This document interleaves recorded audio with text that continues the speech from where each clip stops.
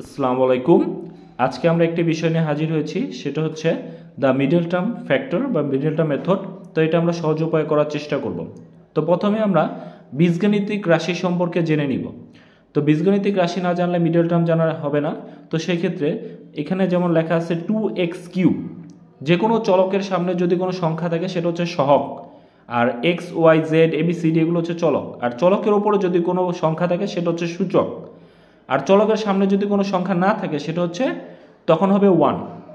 এখন বীজগণিতে একাধিক পদে চলক ও বিশিষ্ট রাশি থাকতে পারে, যেমন 2x, 2x + 3y, 2x + 3z, দেন 4 নাম্বার এবং 5 নাম্বার রাশি যেটা আছে আমরা দেখতে পাচ্ছি।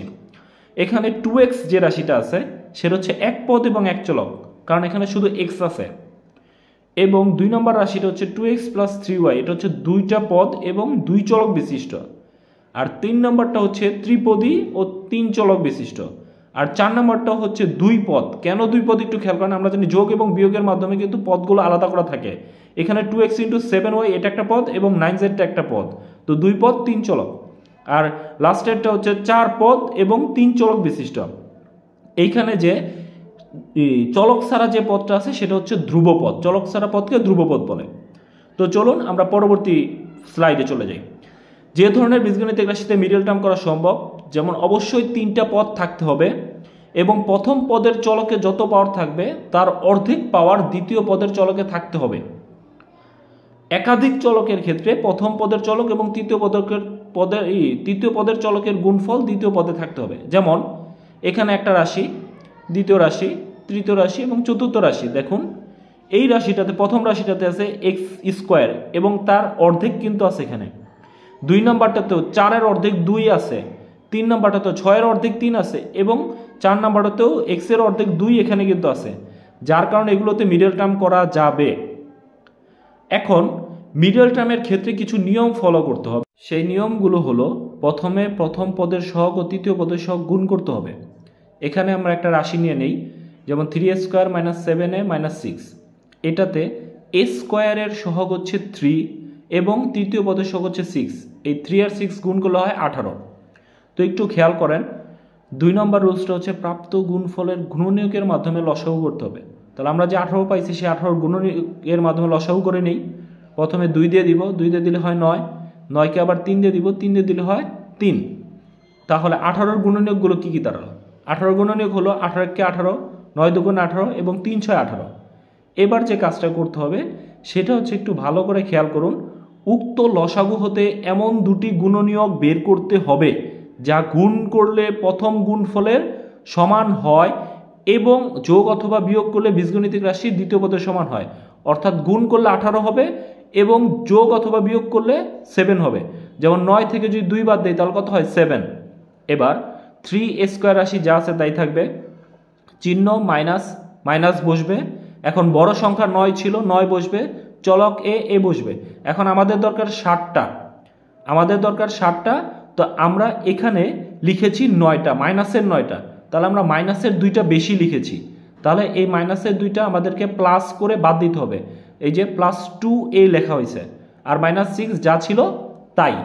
এখানে একটু বিষয়টা ভালোভাবে খেয়াল রাখতে হবে, যদি বেশি লেখেন মাইনাস থাকলে প্লাস করে বাদ দিতে হবে, আর প্লাস থাকলে মাইনাস করে বাদ দিতে হবে। এই যে সবুজ অংশটি দিয়ে দেখানো হচ্ছে, একটু ভালোভাবে এই জায়গাটা খেয়াল করবেন। এরপর আমাদেরকে 3a² - 9a এখান থেকে কমন নিতে হবে এবং 2a - 6 এই দুই অংশ থেকে কমন নিতে হবে। 3a² - 9a থেকে এখানে 3 আছে এবং 9 আছে, দুইটা থেকে আমরা 3 কমন নিব, আর a² থেকে একটা a কমন নিব। তাহলে 3 আর a চলে গেলে একটা a থাকবে, মাইনাস 9কে 3 দিয়ে ভাগ করলে থাকবে 3 আর a চলে গেছে।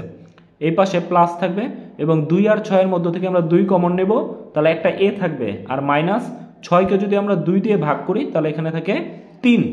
এবার a - 3 এবং a - 3 এই দুইটা থেকে একটা আসবে, আর ভাঙটি দুইটা একসাথে কিন্তু যুক্ত হয়ে যাবে। তো এটাই হচ্ছে মিডল টার্মে ভাঙানো। এবার পরবর্তী গণিতটা একটু খেয়াল করি আমরা। যেমন এখানে x² - 10x + 24 দেয়া আছে। তো এই গণিতটা আমাদের প্রথমেই যে কাজটা করতে হবে সেটা হচ্ছে আমাদের সহগের গুণফল করতে হবে। তো এখানে সহগ, যেমন প্রথমটার সহগ হচ্ছে 1, যেহেতু সামনে কিছু নাই তার মানে সহগ হচ্ছে 1 আর শেষ হচ্ছে 24, তাহলে 1 আর 24-এর গুণফল 24। এবার 24-এর গুণনীয়ক বের করতে হবে। তো প্রথমে 2 দিয়ে করব, তাহলে 2 দিয়ে করলে হয় 12, 12কে আবার 2 দিয়ে করব, তাহলে হবে কত 6, 6কে আবার 2 দিয়ে করব, তাহলে কত হবে 3। এবার 24-এর গুণনীয়কগুলো হলো যেমন 24 × 1 24, 12 × 2 24, 3 × 8, যেমন এই যে 2 আর 3, এখানে 3 × 8 24 আর 4 6 24 হবে। তাহলে এই গুণনীয়কগুলোর ভেতর থেকে আমাকে বাছাই করে নিতে হবে কোন গুণনীয়ক দুটি যোগ অথবা বিয়োগ করলে যে মাঝখানের 10 সংখ্যাটি হয়। এবার এখানে দেখেন 4 আর 6 যদি আমরা যোগ করি তাহলে কিন্তু 10 হয়। এবার তাহলে আমাদের গাণিতিক কাজের ক্ষেত্রে x² যা আছে তাই, মাইনাস মাইনাস 10x এর ক্ষেত্রে বড় সংখ্যা হচ্ছে 6, 6 বসাবো, চলক x বসাবো।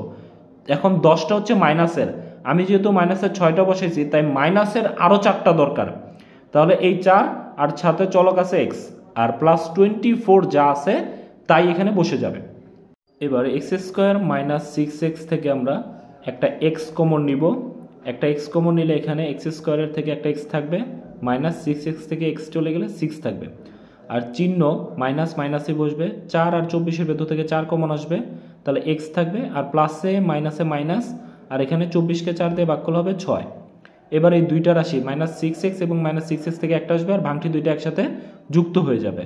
তো এখানে একটা প্রশ্ন আসতে পারে যে যেহেতু মিডল টার্ম করার সময় শব্দের গুণফল যদি অনেক বড় সংখ্যা হয় তাহলে গুণনীয়ক বের করতে অনেক সময় লাগবে, এবং সেক্ষেত্রে আমরা কিভাবে সমাধান করব। তো সেটার একটা বিষয় আছে, চলুন আমরা সেই বড় একটা মিডল টার্ম দেখার চেষ্টা করি। একটা বড় মিডল টার্ম রাশি যেমন 3x² মাইনাস 95x প্লাস 752 এটা নিলাম।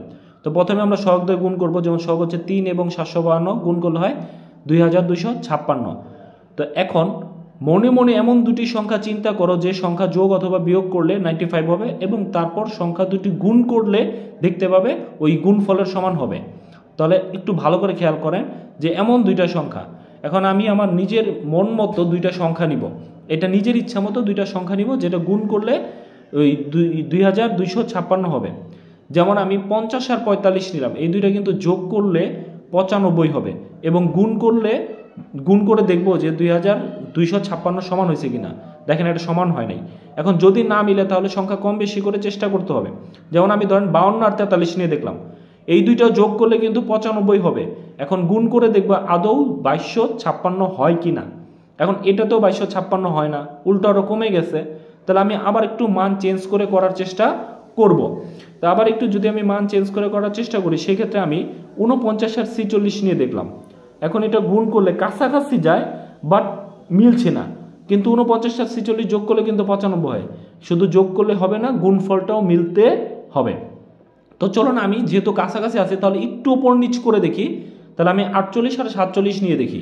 গুণ করলে দেখেন 2256 হচ্ছে, এবং 48 এবং 47 যোগ করলে কিন্তু 95 হয়। তাহলে আমরা মিডল টার্মের রাশিটা কিন্তু মোটামুটি পেয়ে গেলাম একটা, যে 48 আর এই 47 যদি যোগ করি তাহলে 95x হবে।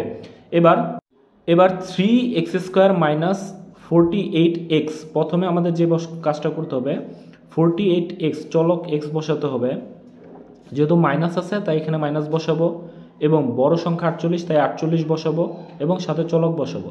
এখন আমার যেহেতু 95টাই মাইনাসের, তার জন্য আমার 47টাও মাইনাসেরই বসাইতে হবে, আর প্লাস যেটা আছে তাই থাকবে। এবার এই দুইটা ওই যে আগের মতো করে দুইটা অংশে ভাগ করে আমরা কমন নিব।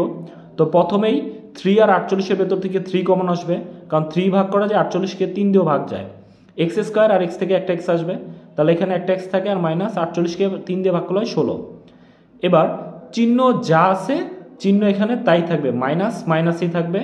47 এবং 752 থেকে 47 কমন আসবে, এবং প্লাসে এবং মাইনাসে মাইনাস বসবে, কিন্তু প্লাসে আর মাইনাসে মাইনাস বসবে, আর 752কে 47 দিয়ে ভাগ করলে হবে 16। এবার আমাদের যে কাজ, এই দুইটা থেকে -16 থেকে একটা -16 আসবে, আর বাকি দুইটা একসাথে যুক্ত হয়ে যাবে। এটা হলো মিডল টার্ম। এই সিস্টেমটি ঝামেলার মনে হতে পারে, কয়েকটি গণিত যদি আপনারা ভালোভাবে করেন তাহলে আমার কাছে মনে হয় যে এটা আপনাদের কাছে সহজ মনে হবে, তবে এই কাজটি করার সময় ক্যালকুলেটর ব্যবহার করলে খুব দ্রুত কাজটা সমাধান করা সম্ভব। তবে আজকে আমরা এই গণিতের প্রেক্ষিতে কিছু অনুশীলনের কাজ দিচ্ছি, এগুলো আপনারা বাসায় করার চেষ্টা করবেন।